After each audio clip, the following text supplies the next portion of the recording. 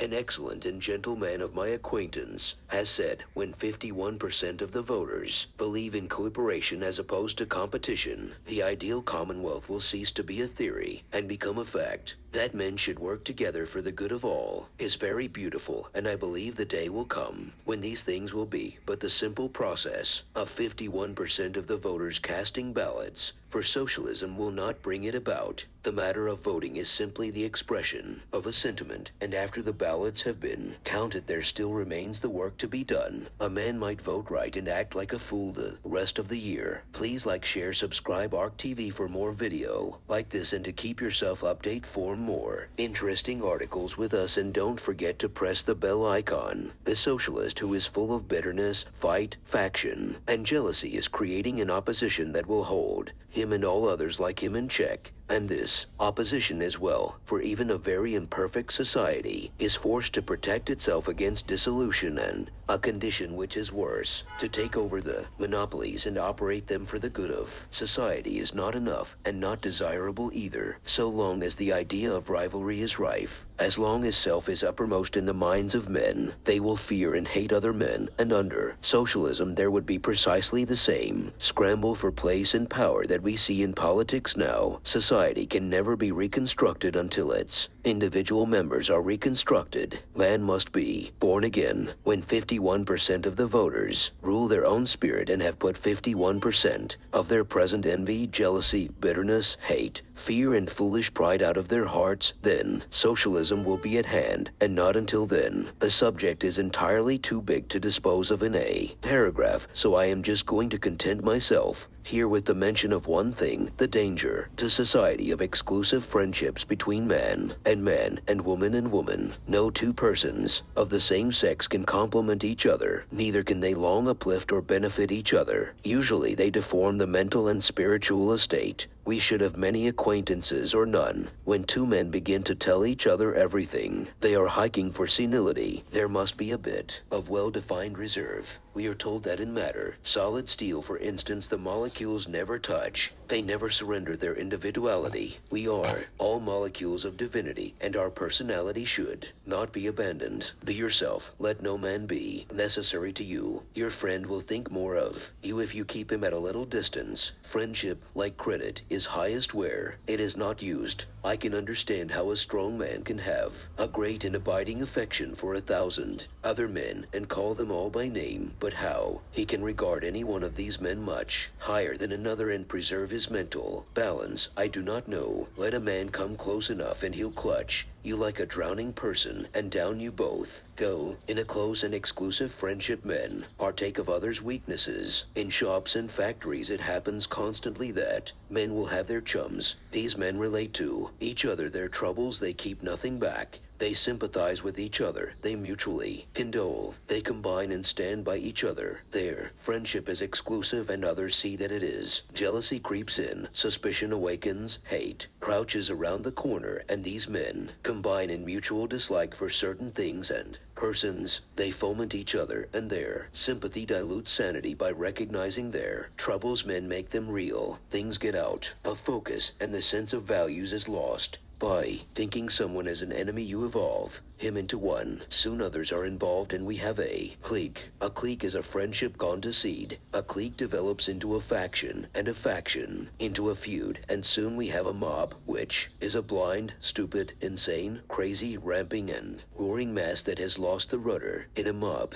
there are no individuals, all are of one mind, and independent thought is gone. A feud is founded on nothing, it is a mistake, a fool idea fanned into flame by a fool friend, and it may become a mob. Every man who has had anything to do with communal life has noticed that the clique is the disintegrating bacillus, and the clique has its rise always in the exclusive friendship of two persons of the same sex who tell each other all unkind things that are said of each other. So be on your guard. Beware of the exclusive friendship respect all men, and try to find the good in all. To associate only with the sociable, the witty, the wise, the brilliant is a blunder. Go among the plain, the stupid, the uneducated, and exercise your own wit and wisdom. You grow by giving. Have no favorites. You hold your friend as much by keeping away from him as you do by following after him. Revere him, yes, but be natural and let space intervene. Be a divine molecule. Be yourself and give your friend a chance to be himself. Thus do you benefit him, and in benefiting him you benefit yourself. The finest friendships are between those who can do without each other. Of course, there have been cases of exclusive friendship that are pointed out to us as grand examples of affection, but they are so rare and exceptional that they serve to emphasize the fact that it is exceedingly unwise for men of ordinary power and intellect to exclude their fellow men. A few men, perhaps, who are big enough to have a place in history could play the part of David to another's Jonathan and yet retain the goodwill of all, but the most of us would engender bitterness and strife. And this beautiful dream of socialism, where each shall work for the good of all, will never come about until 51% of the adults shall abandon all exclusive friendships. Until that day arrives, you will have cliques, denominations, which are cliques grown big, factions, feuds, and occasional mobs. Do not lean on anyone, and let no one lean on you. The ideal society will be made up of ideal individuals. Be a man and be a friend to everybody. When the master admonished his disciples to love their enemies, he had in mind the truth that an exclusive love is a mistake. Love dies when it is monopolized. It grows by giving. Your enemy is one who misunderstands you. Why should you not rise above the fog and see his error and respect him for the good qualities you find in him? Thank you for watching this video. If you like this video, please give this video a thumbs up and